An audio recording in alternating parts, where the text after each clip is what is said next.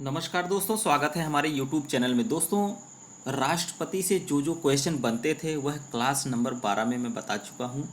अब class number 13, यह class number 13वां है दोस्तों। आप लोग जो है उपराष्ट्रपति से क्या क्या क्वेश्चन बनते हैं वह देख लीजिए। सबसे पहले वीडियो को एक लाइक करिएगा दोस्तों। चैनल पर नए तो सब्सक्राइब जरूर कर लीजिएगा दोस्तों, और वीडियो को ज़्यादा से ज़्यादा शेयर करिएगा। फार्मासिस्ट, एएनएम, लैब टेक्नीशियन, लेखपाल, अन्य भर्ती परीक्षाओं में पूछे जाने वाले जो है महत्वपूर्ण प्रश्न वन लाइनर मैं आप लोग को बता रहा हूं दोस्तों। क्लास 1 से लेकर सीरियल वाइज आप सब देखेंगे तो आपको सब डाउट क्लियर हो जाएगा। वीडियो को अंत तक देखिएगा दोस्तों। चैनल को सब्सक्राइब ना किए हो तो सब्सक्राइब जरूर कर लें, क्योंकि सभी सीरियल वाइज जो है, अगर आप चैनल सब्सक्राइब कर लेंगे तो सभी सीरियल वाइज आपको जो है क्लास मिलेंगे। चलिए दोस्तों, वीडियो की तरफ चलते हैं। पहले क्वेश्चन की तरफ चलते हैं दोस्तों। कैसे क्वेश्चन जो बनते हैं उपराष्ट्रपति से। दोस्तों, इसमें दिया है कि भारत का एक राष्ट्रपति होगा का उपबंध संविधान के अनुच्छेद 63 में किया गया है।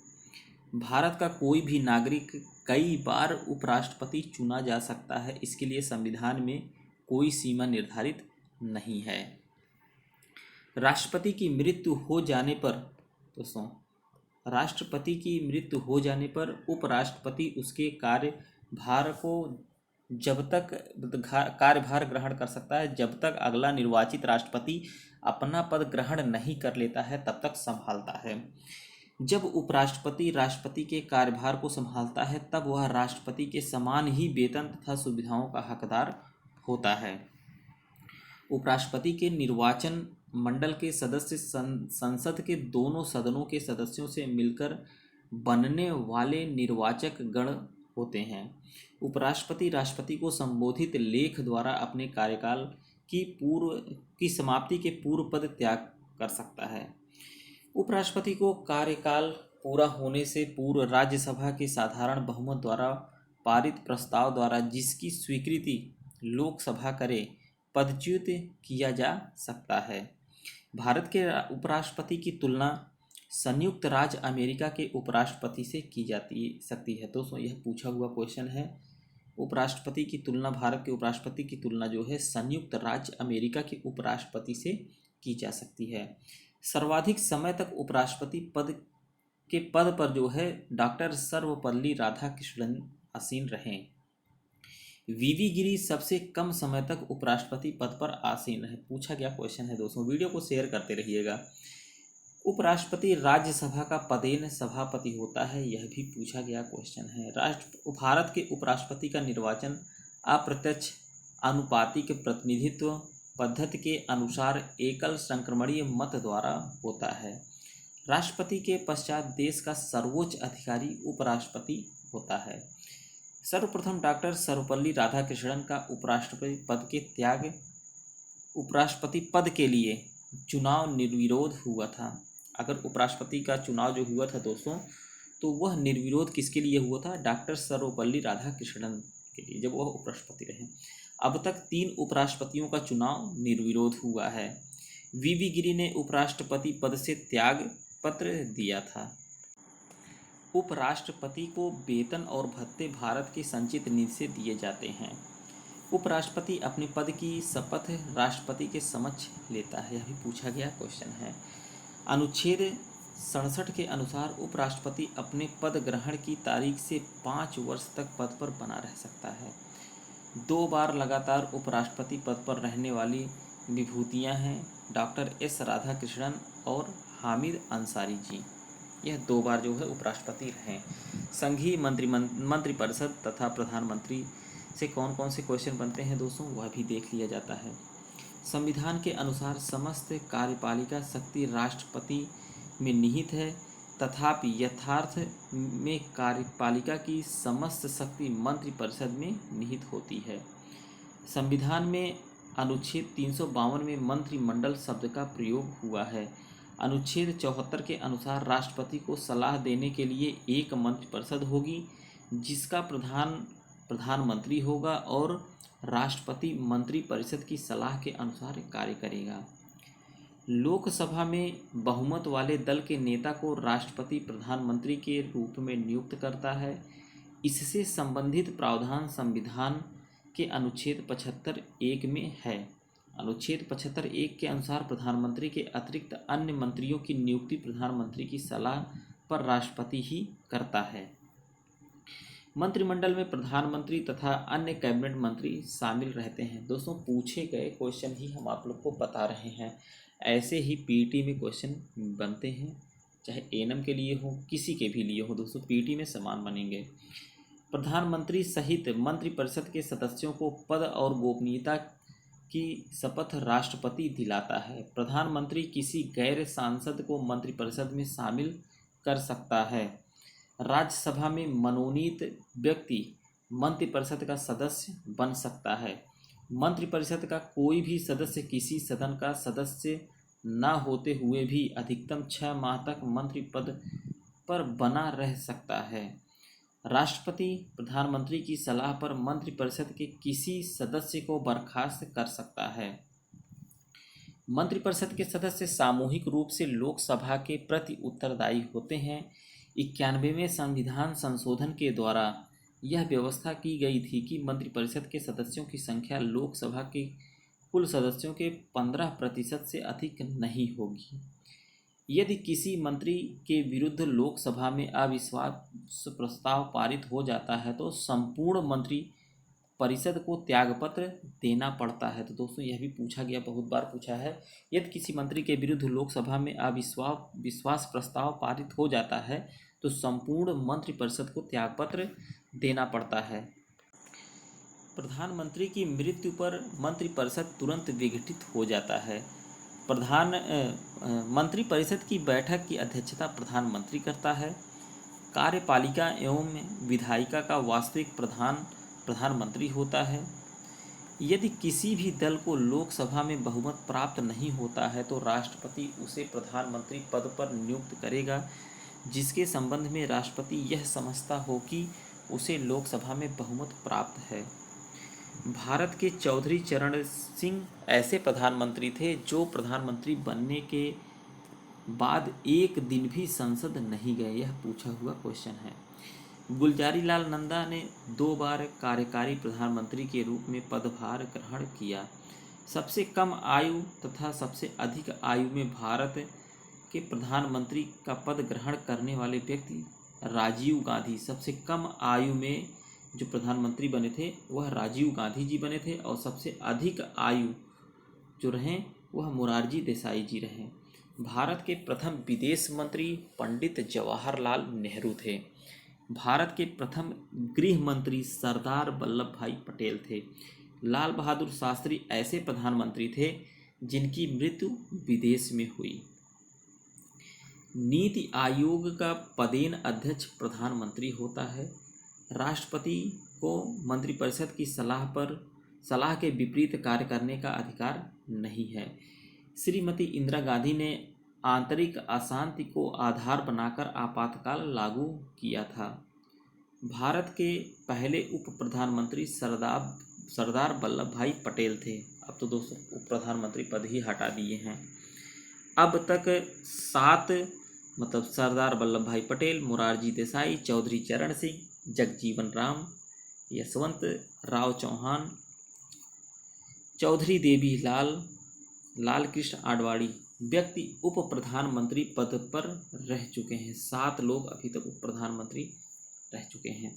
श्रीमती इंदिरा गांधी तथा मनमोहन सिंह ऐसे प्रधानमंत्री हैं जो प्रधानमंत्री बनते वक्त राज्यसभा के सदस्य थे।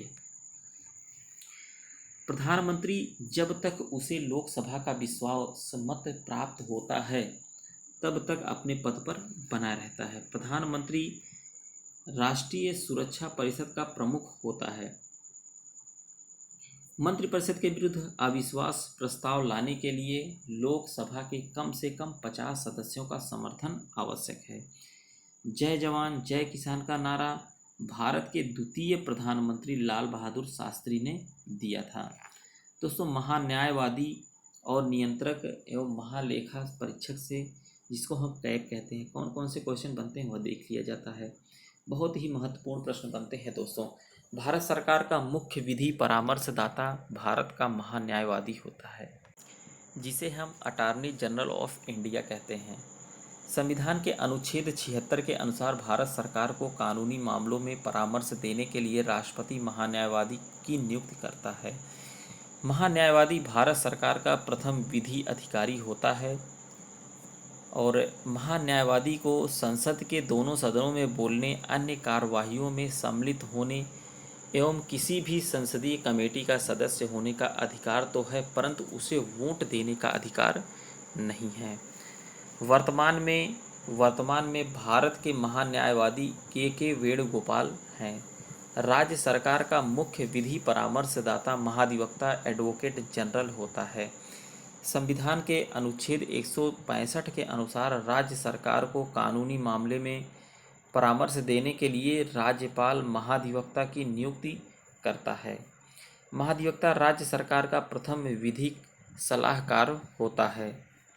भारतीय संविधान के अनुच्छेद 148(1) के अनुसार भारत के नियंत्रक एवं महालेखा परीक्षक की नियुक्ति राष्ट्रपति द्वारा की जाती है। वर्तमान में गिरीश चंद्र मुर्मू भारत के नियंत्रक एवं महालेखा परीक्षक हैं। कैग के जो है वर्तमान में गिरीश चंद्र मुर्मू जी हैं। कैग भारत सरकार के लेखों का लेखा परीक्षण कर अपनी रिपोर्ट राष्ट्रपति को सौंपता है तथा राज्य सरकारों के लेखों का लेखा परीक्षण कर रिपोर्ट संबंधित राज्य के राज्यपाल को सौंपता है। भारत के नियंत्रक एवं महालेखा परीक्षक का कार्यकाल 6 वर्ष का होता है अधिकतम, और वह अधिकतम 65 वर्ष की उम्र तक सेवारत हो सकता है, इसमें से जो पहले हो। तो दोस्तों यह कई बार क्वेश्चन पूछा है कि भारत के नियंत्रक एवं महालेखा परीक्षक का कार्यकाल कितना होता है, 6 वर्ष होता है, और अधिकतम 65 वर्ष तक इसमें से जो पहले हो। कैग को लोक निधि का अभिभावक भी कहा जाता है। केंद्र सरकार का उच्चतम सिविल अधिकारी मंत्रिमंडल सचिव होता है। दोस्तों बहुत बार क्वेश्चन ऐसे पूछे गए हैं। संसद से क्या क्या क्वेश्चन बनते हैं वो देख लिया जाता है। लोकसभा में राज्यवार सीटों का आवंटन वर्ष 1971 की जनगणना पर आधारित है। यह निर्धारण वर्ष 2026 तक यथावत रहेगा। लोकसभा के लिए निर्वाचित होने के लिए न्यूनतम आयु सीमा 25 वर्ष होती है। यह भी पूछा गया क्वेश्चन है, रट लीजिएगा दोस्तों। लोकसभा के लिए निर्वाचित होने के लिए न्यूनतम आयु सीमा 25 वर्ष होनी चाहिए। राज्यसभा के लिए निर्वाचित होने के लिए न्यूनतम आयु सीमा 30 वर्ष होनी चाहिए। लोकसभा के लिए 25 वर्ष और राज्यसभा के लिए 30 वर्ष होनी चाहिए। दोनों रट लीजिएगा दोस्तों, पूछा हुआ क्वेश्चन है। लोकसभा चुनाव में यदि कोई प्रत्याशी वैध मतों का 1/6 भाग प्राप्त नहीं कर पाता है तो उस उम्मीदवार की जमानत राशि जब्त हो जाती है। अधिकतर पूछा गया यह क्वेश्चन है कि जमानत जब्त पे जो दोस्तों, तो इस पे भी जो है क्वेश्चन बनते हैं। भारत के संविधान में निर्धारित किए गए लोकसभा में सदस्यों की संख्या अधिकतम 552 हो सकती है। यह पूछा क्या क्वेश्चन दोस्तों, भारत के संविधान में लोकसभा का पूछ रहा है दोस्तों 552। लोकसभा की वर्तमान सदस्य संख्या 545 है, जिसमें 530 राज्यों की हैं, 13 केंद्र शासित प्रदेशों की है, अधिकतम 20 सदस्य से और 2 एंग्लो इंडियन समुदाय के हैं। लोकसभा का कार्यकाल पूरा होने के पहले प्रधानमंत्री की सिफारिश पर राष्ट्रपति द्वारा भंग किया जा सकता है। लोकसभा के एक सत्र की अंतिम बैठक और आगामी सत्र की प्रथम बैठक के बीच 6 माह से अधिक अंतर नहीं होगा। इस प्रकार लोकसभा के कम से कम वर्ष में 2 बार सत्र बुलाए जाते हैं।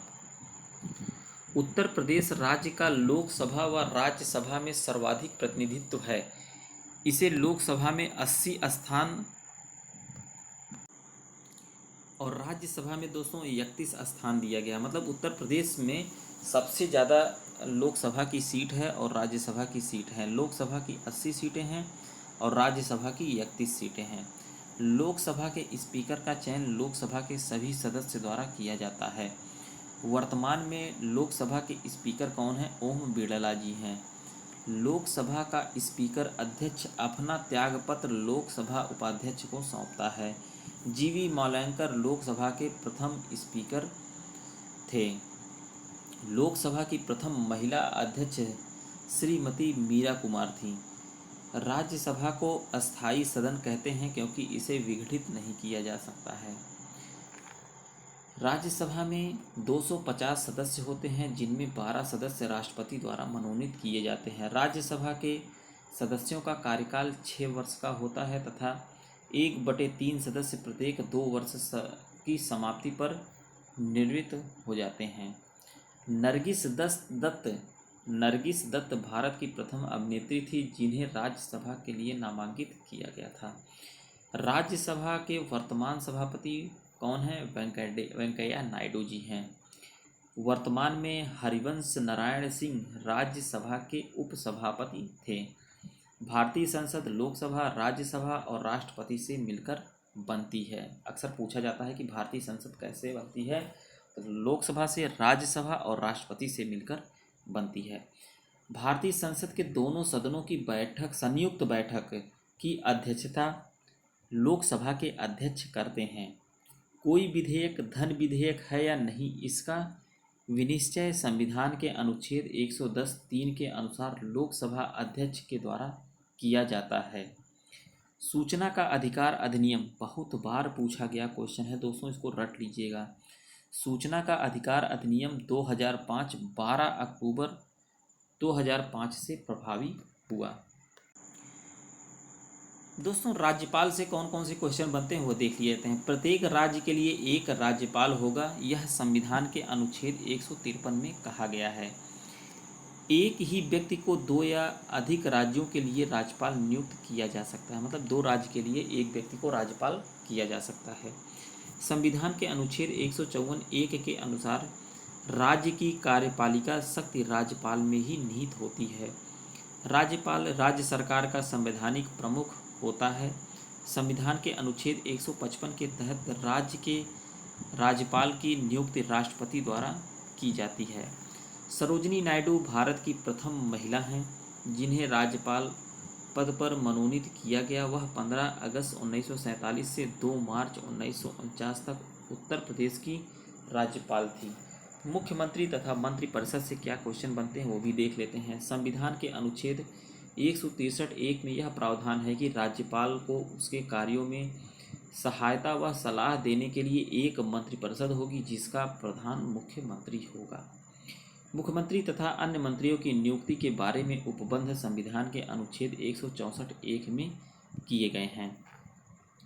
राज्य मंत्रिपरिषद सामूहिक रूप से राज्य की विधानसभा के प्रति उत्तरदायी होती है। सामान्यतः राज्यपाल राज्य विधानसभा में बहुमत प्राप्त दल के नेता को मुख्यमंत्री पद पर नियुक्त करता है। मुख्यमंत्री तथा अन्य मंत्रियों को पद और गोपनीयता की शपथ राज्यपाल दिलाता है। राज्य मंत्रिपरिषद के सदस्य अपना त्यागपत्र राज्यपाल को देते हैं। राज्य से संबंधित राज्यपाल पर ही होगा दोस्तों। राज्यपाल मुख्यमंत्री की सलाह से किसी मंत्री को बर्खास्त कर सकता है। किसी राज्य की पहली मुख्यमंत्री कौन सी रही दोस्तों? श्रीमती सुचेता कृपलानी जी रही। सुचेता कृपलानी उत्तर प्रदेश की पहली महिला मुख्यमंत्री थी। भारत की दलित महिला मुख्यमंत्री सुश्री मायावती उत्तर प्रदेश की रही। वर्तमान में सिक्किम के मुख्यमंत्री पवन चामलिंग किसी राज्य के सर्वाधिक समय तक मुख्यमंत्री रहने वाले व्यक्ति हैं दोस्तों। अभी चामलिंग जी अभी भी जो है मुख्यमंत्री हैं। राज्य विधानमंडल से कौन कौन क्वेश्चन बनते हैं वो देख लिए जाते हैं। संविधान के अनुच्छेद 164 के अनुसार मुख्यमंत्री की नियुक्ति राज्यपाल करेगा और अन्य मंत्रियों की नियुक्ति राज्यपाल मुख्यमंत्री की सलाह पर करेगा। राज्य में धन विधेयक मनी बिल केवल विधानसभा में प्रस्तुत किया जा सकता है। धन विधेयक राज्य विधानसभा में बगैर संबंधित राज्य के राज्यपाल की संस्तुति के पुनः स्थापित नहीं किया जा सकता है। वर्तमान में देश के मात्र 6 राज्य आंध्र प्रदेश, बिहार, महाराष्ट्र, कर्नाटक, तेलंगाना और उत्तर प्रदेश में द्वि संसदात्मक विधायिका विधानसभा और विधान परिषद अस्तित्व में हैं। विधानसभा का अध्यक्ष स्पीकर अपना त्यागपत्र विधानसभा उपाध्यक्ष को सौंपता है। राज्य की विधानसभा के सत्रावसान का आदेश राज्यपाल द्वारा दिया जाता है। जम्मू एवं कश्मीर के मुख्यमंत्री की कार्यकाल की अवधि जो होती है 6 वर्ष होती है। यह बहुत बार पूछा गया क्वेश्चन है दोस्तों। लेक्चर नंबर 14 में दोस्तों आप लोग को केंद्र राज्य से संबंधित कौन कौन से प्रश्न बनते हैं वो बताए जाएंगे। वीडियो को ज़्यादा से ज़्यादा शेयर करिएगा। चैनल पर नए तो सब्सक्राइब जरूर कर लीजिएगा दोस्तों और एक लाइक करिएगा। वीडियो को अंत तक देखने के लिए बहुत बहुत धन्यवाद। मिलते हैं नेक्स्ट वीडियो में।